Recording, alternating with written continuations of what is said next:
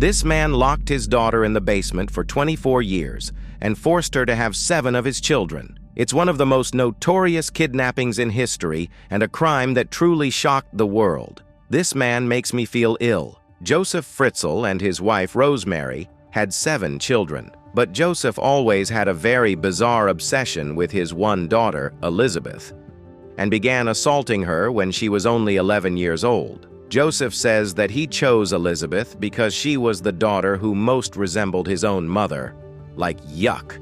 His wife, Rosemary, claims that she had no idea this abuse was going on. But it's important to note that after they were married for about 10 years, Joseph spent a year in prison for breaking into a woman's home and assaulting her at knife point. So this woman definitely knew the man she was married to.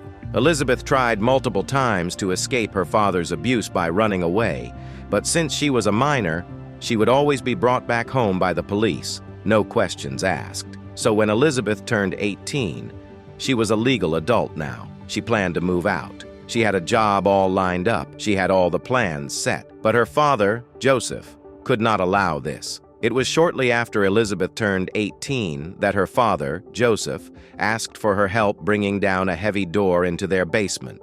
For the past 6 years, Joseph told his family that he was redoing the basement so he'd have a place to work. But what he was really doing was building a secret prison underneath the family home. And the door that he asked Elizabeth to help him bring down would be the door she would be locked behind. For 24 years, Elizabeth was locked down in the basement. No sunlight, no fresh air, nothing to do, no one to talk to. The only person she would see would be her father, Joseph, her captor, when he came downstairs to bring her small amounts of food and water and to assault her. Elizabeth's mother, Rosemary, and the rest of the family were concerned about where Elizabeth went, so they reported her missing. So Joseph forced Elizabeth to write a letter to the family saying that she had run away and they shouldn't look for her. So her case was closed. But she was in the basement. She was in the basement, and no one was looking for her. After 5 years of captivity, at the age of 23, Elizabeth gave birth to her first baby, all alone. And this would be the first of 7 children she was forced to have with her own father. One of these babies was sadly born very, very sick.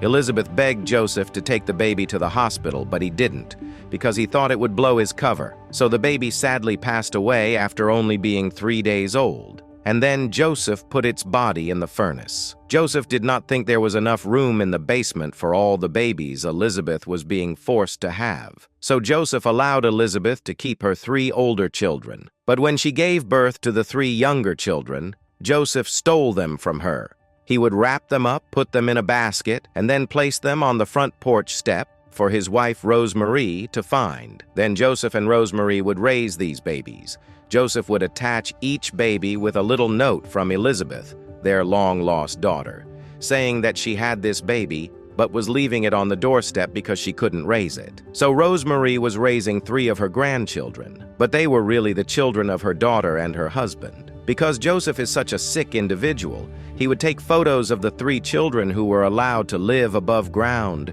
doing normal things like swimming in pools, playing in the snow, having birthday parties, and then he would take those photos and show them to the children who were being forced to live underground, who had never even seen sunlight in their entire lives. Show them what they were missing out on. And if you're wondering how Rosemary or any of the rest of the family never found out that all these children and missing Elizabeth were living in the basement, well, for one, they were banned from going down there. But he also rigged it, so in case anyone ever did go down there, they wouldn't find it. So, you see, there are the stairs from upstairs to downstairs, and this is a utility room. This is where he would say he worked. Then this red door was hidden behind a bookcase, so no one would see that there was this huge prison where all these people were being held captive. In 2008, after Elizabeth had been locked up underground for 24 years, she's in her 40s now. Remember, she got locked underground when she was 18. Her oldest child,